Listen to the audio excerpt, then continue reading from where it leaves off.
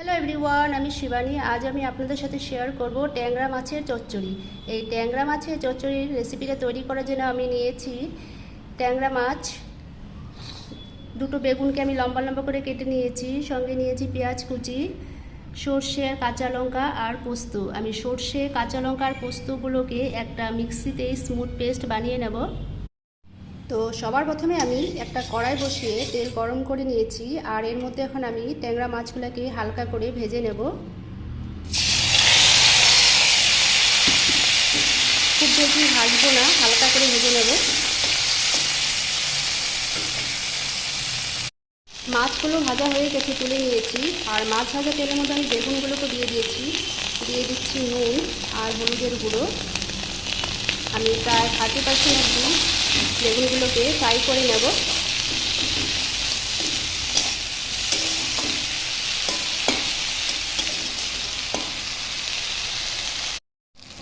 বেগুনগুলো ভাজা হয়ে গেছে, আমি এখন তুলে নেব। এরপর কড়াইতে খানিকটা তেল দিয়ে তেলটা গরম করে নিয়েছি, আর এর মধ্যে এখন আমি দিয়ে দিচ্ছি কালো জিরে ফোড়ন, আর দিয়ে দিচ্ছি পেঁয়াজ কুচিগুলো। দিয়ে ভালো করে ফ্রাই করে নেব।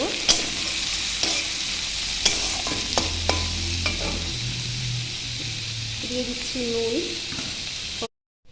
পেঁয়াজগুলো লাল লাল করে ভাজা হয়ে গেছে, আর এর মধ্যে এখন আমি দিয়ে দিচ্ছি সরষে আর পোস্ত পেস্ট। আমি 2 মিনিট ভালো করে কষিয়ে নেব। আমি আলাদা করে আর কোনো লঙ্কা দিচ্ছি না, কারণ সরষে আর পোস্ত পেস্ট করার সময় আমি লঙ্কা দিয়ে দিয়েছিলাম। সবগুলো উপকরণ খুব সুন্দর করে কষানো হয়ে গেছে, আর এর মধ্যে আমি এখন দিয়ে দিচ্ছি জল।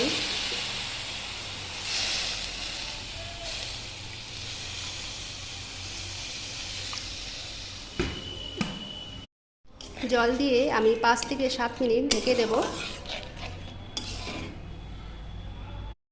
7 মিনিট পর ঢাকনাটা খুলে দিলাম। গ্রেভিটা খুব সুন্দর করে ফুটতে শুরু করে দিয়েছে, আর এর মধ্যে এখন আমি দিয়ে দিচ্ছি ভেজে রাখা মাছ আর বেগুনগুলো। আমি মাছ আর বেগুন দিয়ে আরও 5 মিনিট ভালো করে কুক হতে দেব।